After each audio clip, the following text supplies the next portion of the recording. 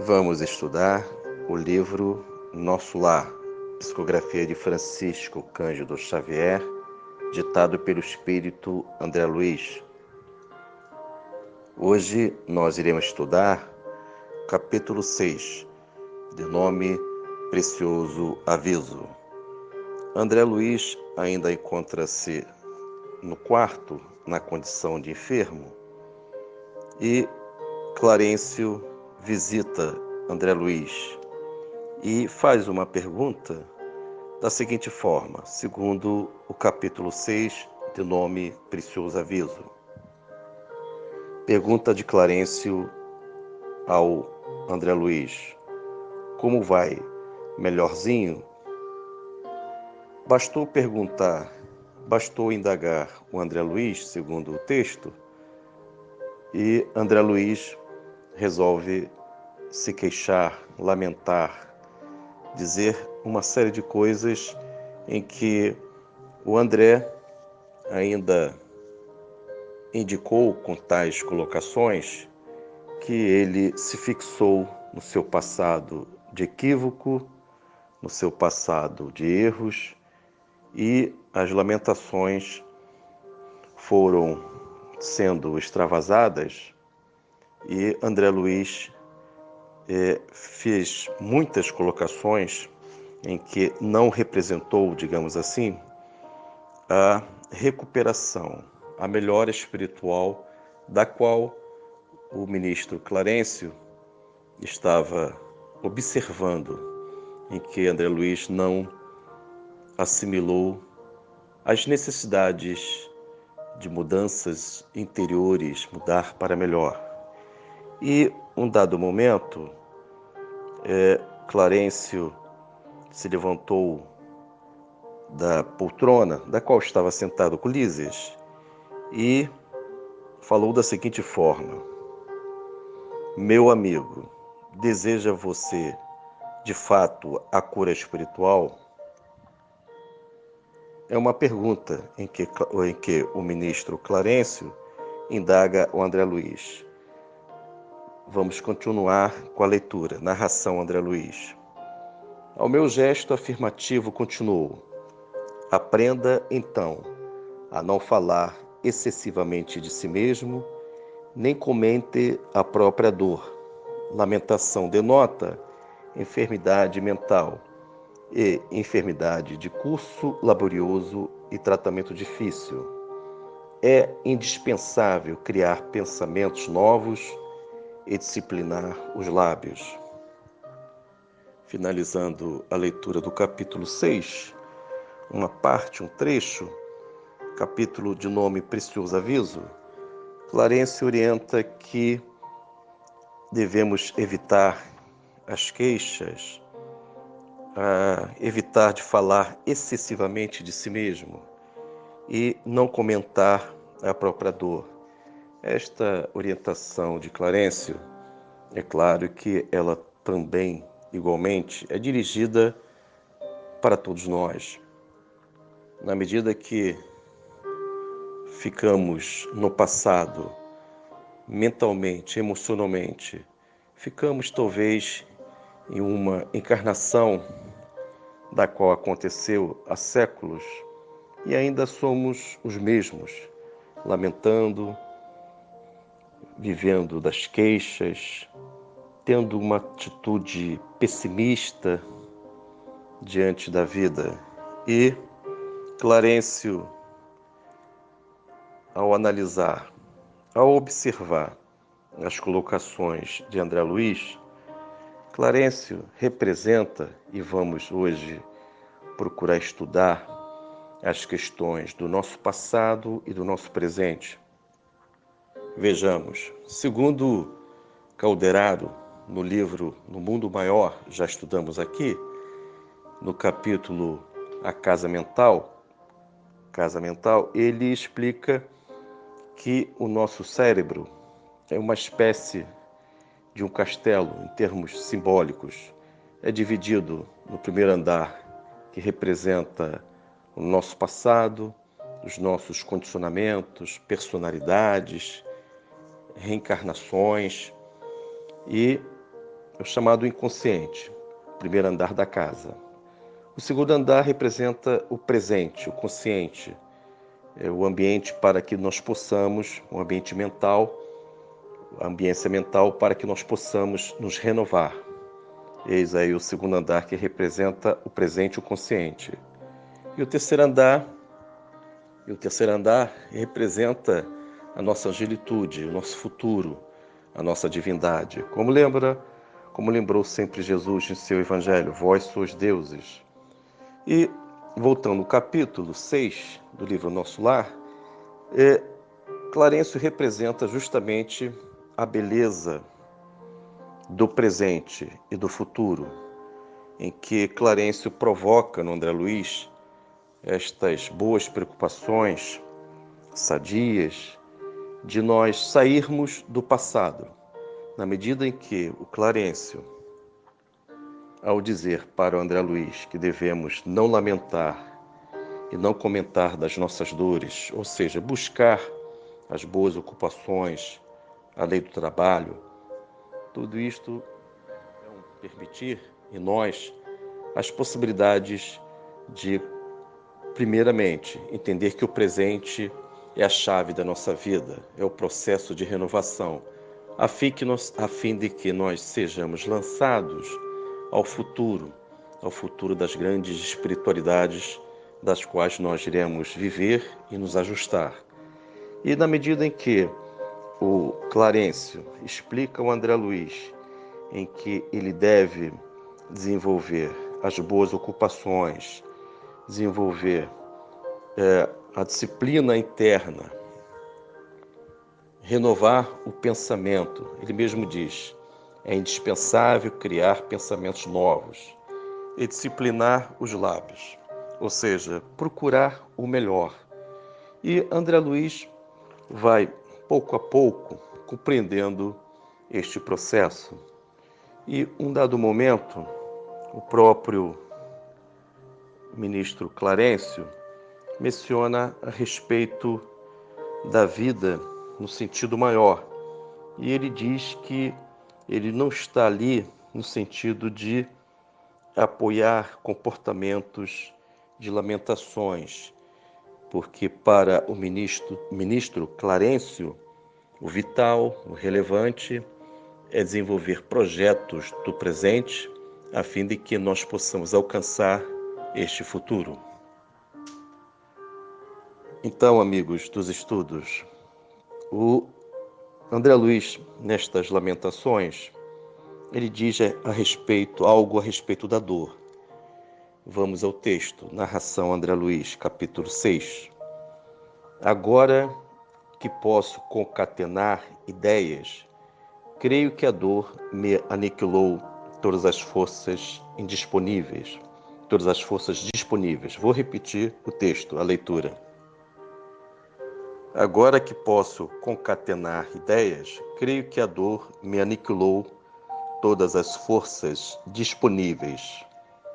Finalizando a leitura. André Luiz conceitua a dor como um incômodo, um desconforto. Ele diz que aniquilou as suas forças. Lembrando em que nós não estamos defendendo a dor como meio, a via para a evolução.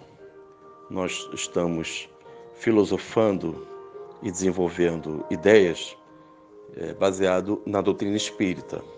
Vejamos, uma vez que nós negamos a lei do amor, que são as orientações de um irmão mais velho, de uma mãe generosa, de um pensamento profundo que convidam a todos nós à renovação, a evitar os erros, os equívocos, as ilusões. Ou seja, nós negamos a lei do amor porque nós não nos curvamos ao sagrado. Naturalmente, a dor passa a ser, na medida que nós negamos o amor, a lei do amor, com toda a sua complexidade anteriormente, a dor passa a ser uma necessidade natural do nosso psiquismo, porque nós estamos infantilizados. Nós não entendemos a finalidade da vida, que é a imortalidade do espírito. Lembrando que nós somos espíritos transitando pela vida material. Então vamos aqui continuar com a comparação da visão da dor de André Luiz. A dor para André Luiz é um incômodo, aniquilou as forças do André Luiz. É uma visão infantilizada, imatura, limitante. Na visão do mentor André Luiz, do mentor Clarencio, o ministro Clarencio, ele diz que a dor, segundo as palavras do ministro Clarencio, em texto, narração André Luiz, dor, para nós, significa possibilidade de enriquecer a alma. Vou repetir, amigos dos estudos. Palavras do Clarencio. Dor, para nós, significa possibilidade de enriquecer a alma. Finalizando a leitura. Amigos dos estudos. Enquanto que a dor para o espírito imaturo de André Luiz naquela oportunidade, naquela conjuntura, a dor para o André Luiz é um incômodo, um desconforto desagradável que está aniquilando as forças de André Luiz, uma visão limitante, uma visão sem profundidade. Mas para o ministro Clarencio, um espírito elevado, que já percebeu o valor do Senhor Cristo naquele coração, ele diz que a dor enriquece a alma. A dor é um valor em que vai depurando as nossas infantilidades. Enfim, amigos dos estudos, gostaria de trazer também para o nosso estudo alguns conceitos, orientações de dores do livro Ação e Reação. Segundo o livro Ação e Reação, no capítulo 6, Sanções e Auxílios, o capítulo 19 diz, lembrando que este livro foi psicografado por Chico Xavier, o livro Ação e Reação, ditado por André Luiz. No capítulo de nome Sanções e Auxílios, o querido mentor Druso diz, ele classifica a dor em 3 partes, em 3 segmentos, bem didático. Segundo o mentor Druso, ele diz, dor evolução, dor expiação, dor auxílio. Dor evolução, sabemos todos nós que é um processo em que o mundo externo, o mundo objetivo, irão provocar em nós as necessidades evolutivas, como a lei do progresso, a lei do trabalho. Então, a dor revolução, ela vai preenchendo algumas lacunas, algumas necessidades dos quais, pela lei do progresso, pela lei do trabalho e tudo aquilo que é provocado no mundo das realidades, eu vou desenvolvendo, eu vou sendo desafiado positivamente a fim de alcançar respostas evolutivas em mim. Temos agora a dor, segundo o mentor Druso, a dor expiação. Sabemos que a dor expiação, ela representa um processo de dentro do nosso mundo íntimo para fora, ou seja, é o nosso passado, os nossos erros, nossos equívocos que devemos resgatar. Lembrando que estes resgates podem ser pela via do amor. O amor cobre uma multidão de pecados, lembrando Jesus. Então, dor de expiação é um processo de dentro do nosso mundo íntimo para fora, ou seja, desenvolver o melhor no mundo das realidades, na medida que eu entendo a finalidade da vida, ou seja, os postulados da doutrina espírita, quais sejam a reencarnação, imortalidade do espírito, comunicação dos espíritos, todos estes postulados, estas bases doutrinárias da doutrina espírita e o próprio Evangelho do Senhor Jesus permitirão uma visão melhor e uma necessidade educativa do espírito.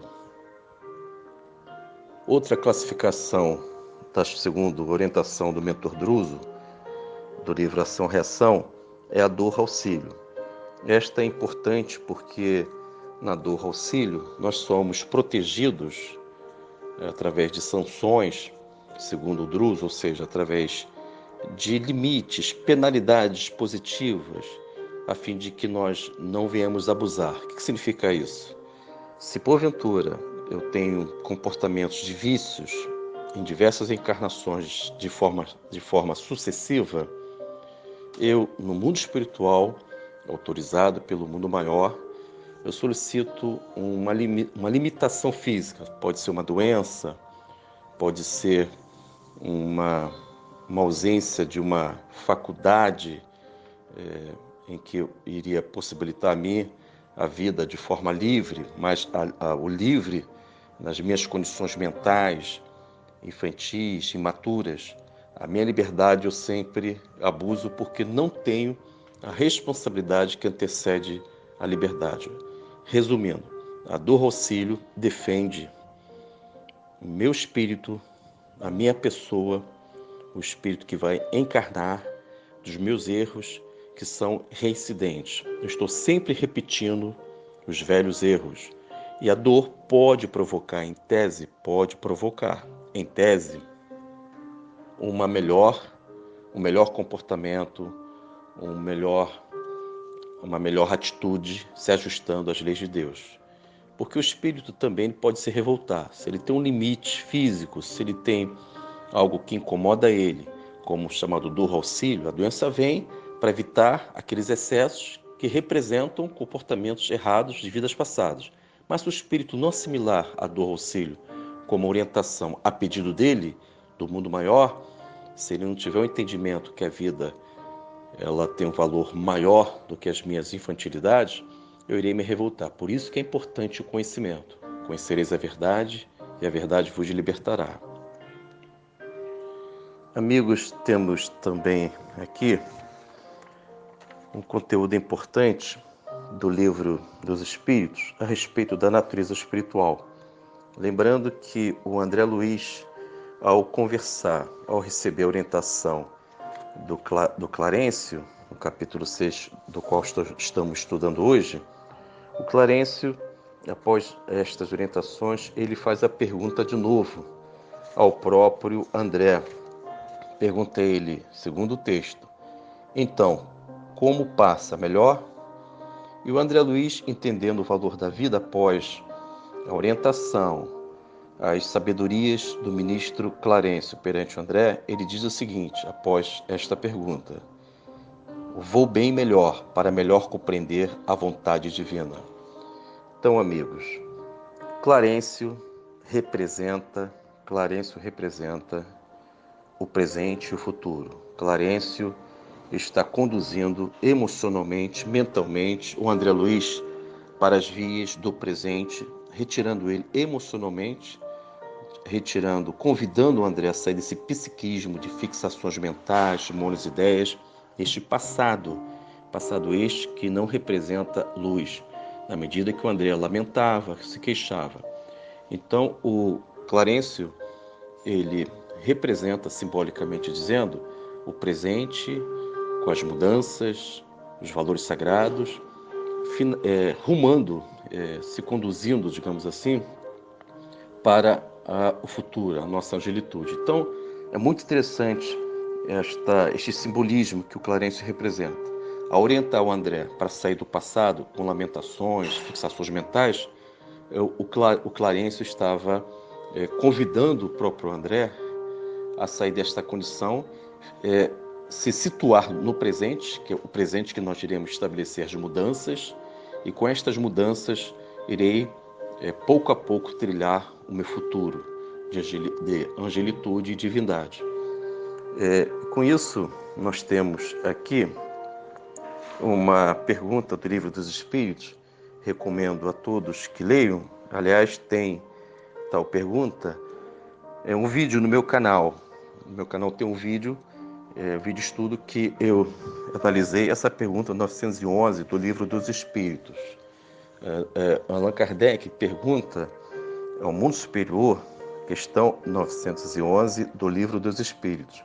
Conforme já mencionei, quem tiver interesse, há um vídeo estudo no meu canal, bastando pesquisar no YouTube, colocando meu nome Carmélio de Oliveira Santos, e pesquisar Livro dos Espíritos, questão 911. Bom, essa questão tem a seguinte pergunta, de Allan Kardec, 911. Vamos à pergunta 911 do Livro dos Espíritos. Pergunta: não haverá paixões tão vivas e irresistíveis que a vontade seja impotente para dominá-las? Resposta: há muitas pessoas que dizem, quero, mas a vontade só lhes está nos lábios. Querem, porém muito satisfeitas ficam que não seja como querem. Quando o homem crê que não pode vencer as suas paixões, é que seu espírito se compraz nelas, em consequência da sua inferioridade. Compreende a sua natureza espiritual aquele que as procura reprimir. Vencê-las é, para ele, uma vitória do espírito sobre a matéria. Finalizamos a leitura da pergunta 911 do Livro dos Espíritos e temos aqui uma parte importante, natureza espiritual, em que a resposta diz: compreende a sua natureza espiritual aquele que as procura reprimir, ou seja, reprimir a sua inferioridade. Vencê-las é para ele uma vitória do espírito sobre a matéria. Ou seja, amigos dos estudos, a nossa natureza espiritual, ela só é reconhecida, sentida, percebida, assimilada quando estamos no presente, evitando do nosso retorno emocionalmente, mentalmente, ao nosso passado, em vidas passadas, à medida em que na lamentação eu retorno talvez uma encarnação na Idade Média. Na irresponsabilidade, eu posso retornar a 1000 anos atrás, quando eu fui um guerreiro, infeliz, animalizado. Nas atitudes transgressoras às leis de Deus, eu retorno a 2000, a 3000 anos, ainda agindo como espírito inferior. Então, como é importante reconhecer a nossa natureza espiritual, que nos situa no presente, a fim de que possamos desenvolver a beleza da vida maior, da vida espiritual. Finalizando, amigos dos estudos, gostaria de trazer aqui dois itens, duas orientações importantes do livro Ação-Reação, no capítulo Sanções e Auxílios, em que André Luiz recebe orientação do mentor Druso, dizendo a respeito, primeiramente, do regime de sanções, e também esclarece a respeito das questões de sentença de interdição. O que significa isso? Tanto sentença de interdição e regime de sanções. Ou seja, o Druso explica, primeiramente, na questão de sentença de interdição, que uma vez que nós agimos no mal, há uma sentença. Essa sentença, é claro, que é a nossa própria consciência que vê a necessidade de resgatar o nosso passado. É a chamada expiação. Eu vou ler aqui esse fragmento do capítulo. Palavras do mentor Druso. A evolução para Deus pode ser comparada a uma viagem.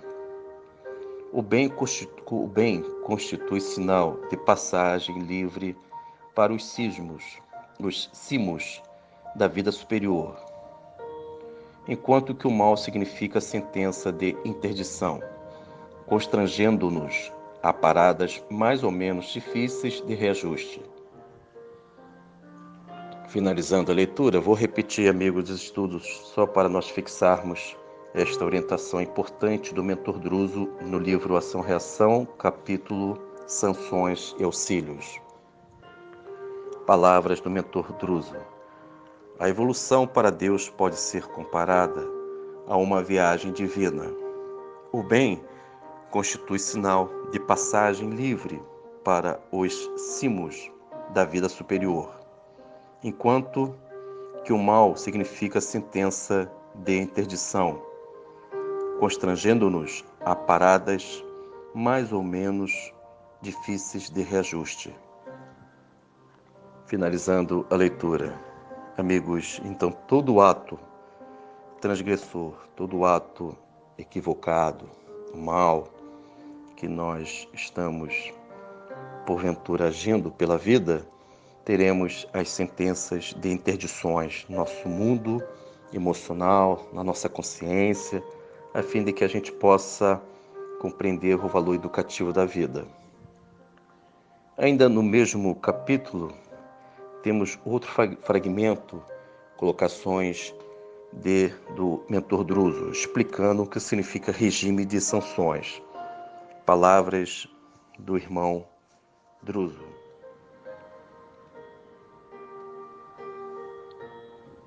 Leitura. Regime de sanções, indagou Hilário surpreendido. Mas sim, há providências retificantes, depois de muitas quedas reiteradas nos mesmos deslizes e deserções, que imploramos em favor de nós mesmos e em nós mesmos, quais sejam as deficiências congeniais com que ressurgimos no berço físico. Finalizamos a leitura, amigos. Então, regime de sanções são providências retificantes, depois de muitas quedas que nós vivemos em vidas passadas. Então, tais regimes de sanções é a chamada dor auxílio, que nos protegem diante das nossas imaturidades. Amigo dos estudos, que Jesus abençoe a todos nós e que possamos entender a vida no valor maior. Fiquem na paz e que o Deus amado possa abençoar as nossas vidas.